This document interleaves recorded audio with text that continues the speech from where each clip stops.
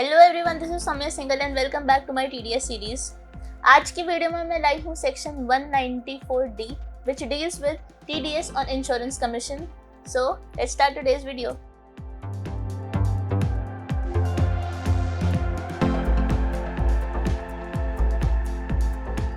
तो आज की वीडियो में मैं डिस्कस करूंगी section 194D which deals with TDS on insurance commission. यहाँ पे मैं आपको बताना चाहती हूँ कि हमारे बहुत तरह के कमीशन होते हैं. So all the other types of commissions are covered under section 194H, जिसकी वीडियो मैं बाद में बना के डाल दूंगी. अभी के लिए हमारा सेक्शन है 194D जो सिर्फ इंश्योरेंस के कमीशन से डील करता है. सो आइए उसके प्रोविजंस जानते हैं. काफ़ी बार लोगों को इंश्योरेंस की ज़रूरत पड़ती है, उनको इंश्योरेंस की जानकारी नहीं होती है ज़्यादा, इसलिए वो इंश्योरेंस एजेंट्स को हायर करते हैं. अब ऐसे ही इंश्योरेंस एजेंट्स इंश्योरेंस कंपनी से कमीशन लेते हैं, तो उस कमीशन पे कटता है TDS और उसके बाद TDS कटने के बाद उनको मिलता है अपने इंश्योरेंस पे कमीशन. सो यहाँ पे आप देख सकते हैं हमारा इंश्योरेंस एजेंट है. मैंने कंपनी अज्यूम कर रखी है कि LIC है. अब इस इंश्योरेंस एजेंट ने अपनी सर्विसेज रेंडर करी है. सर्विसेज कौन कौन सी होती हैं ये मैं आपको आगे वीडियो में बताऊंगी. तो इस इंश्योरेंस एजेंट ने सर्विसेज रेंडर करी है LIC को. LIC ने दिया है इंश्योरेंस कमीशन अपने एजेंट पे, जिसपे काटा हुआ है उसने TDS और उसके बाद काटने के बाद उसको इंश्योरेंस पे कमीशन पे हुआ है. So who must deduct TDS under section 194D? So TDS is deducted by any entity. जो भी एंटिटी पे कर रही है ऐसे एजेंट को, क्या पे कर रही है? रेम्यूनरेशन और reward by way of commission for procuring insurance business. अब ये वाला कमीशन किस किस चीज़ के ऊपर हो सकता है, यानी कौन कौन सी सर्विसेज उसने रेंडर करी होंगी इंश्योरेंस कंपनी के लिए. So this can be for soliciting और ऑब्टेनिंग इंश्योरेंस बिजनेस, अगर ऐसा कोई सर्विस रेंडर करी है, या फिर फॉर कंटिन्यूअस रेन्यूअल और revival of policies of insurance. तो अगर ऐसा कुछ इंश्योरेंस एजेंट ने टेंडर करा है और उसके ऊपर उसे कमीशन मिला है, तो उस पर जो एंटिटी है वो कमीशन के ऊपर TDS काट के उसके बाद कमीशन उस पर पे करेगी.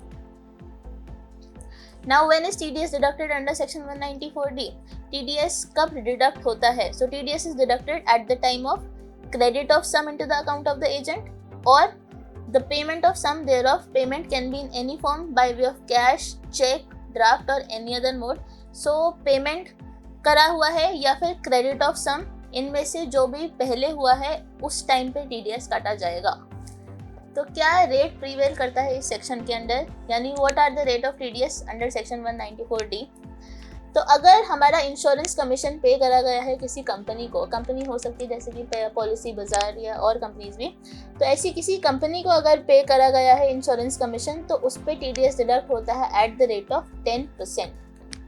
अगर कंपनी के अलावा किसी को पे करा गया है, जिसमें हमारे इंक्लूड हो सकते हैं इंडिविजुअल एजेंट्स होते हैं, उन्हें पे करा गया है, तो यहाँ पे हमारा TDS डिडक्ट होता है एट द रेट ऑफ 5%. अब यहाँ पे एक प्री रिक्विजिट है कि पैन ज़रूरी है. अगर पैन अवेलेबल नहीं कराया गया है एंटिटी को, तो TDS डिडक्ट होगा एट द रेट ऑफ 20%.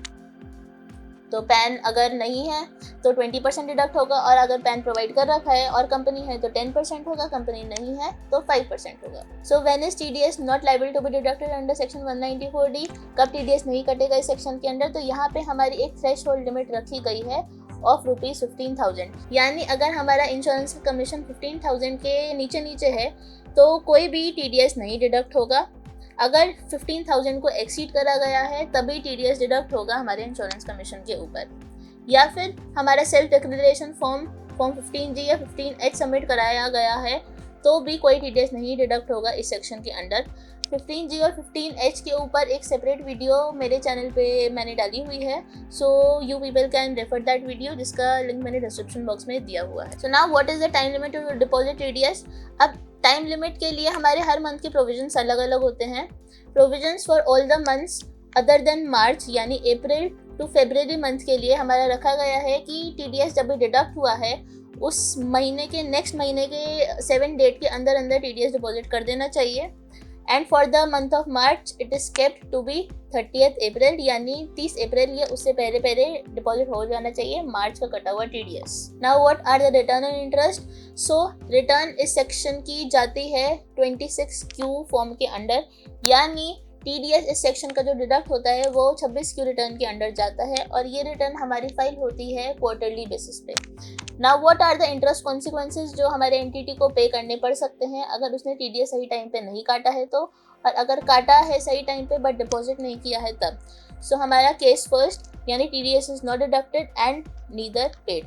सो यहाँ पे हमारी इंटरेस्ट कॉन्सिक्वेंसेज पे करने पड़ सकते हैं at the rate of 1% from the date जिस दिन उसे TDS काटना चाहिए था टिल द डेट उसने TDS एक्चुअली काटा है।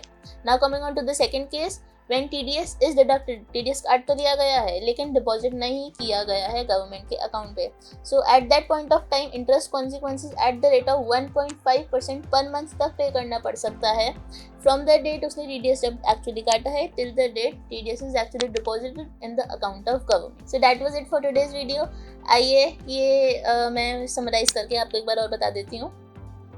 So rate under this section हमारे क्या रेट प्रेवलेंट होते हैं।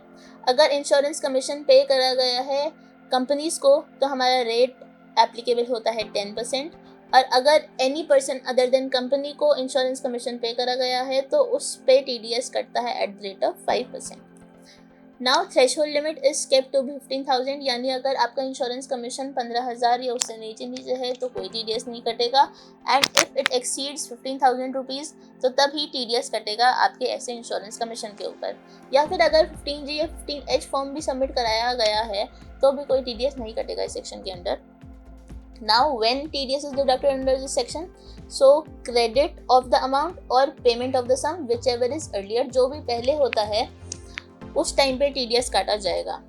Return to be submitted is form number 26Q। सो ये वाली रिटर्न सबमिट करी गई है। So that is it for today's video of section 194D। अगर आपको इस सेक्शन में कोई भी प्रॉब्लम है so you people can reach out to me, and CA assistance के लिए भी you people can reach out to me. And अगर आपने अभी तक भी मेरा चैनल सब्सक्राइब नहीं किया है तो please do click the subscribe button. So friends, मैंने TDS की पूरी सीरीज़ बनाई हुई है जिसकी मैंने एक प्लेलिस्ट क्रिएट की हुई है जो कि आप मेरी प्रोफाइल में देख सकते हैं। तो ये TDS की सीरीज़ की प्लेलिस्ट बाकी सेक्शंस के लिए रेफ़र करना ना भूलें, आपको काफ़ी हेल्प मिलेगी बाकी सेक्शंस को भी समझने के लिए। अगर आपको ये वीडियो पसंद आई हो और वो प्लेलिस्ट की सारी वीडियोज़ भी पसंद आई हो तो प्लीज़ शेयर करना ना भूलें। मिलते हैं TDS की सीरीज़ की अगली वीडियो में with a completely different and new section. Until then see you, tata bye bye.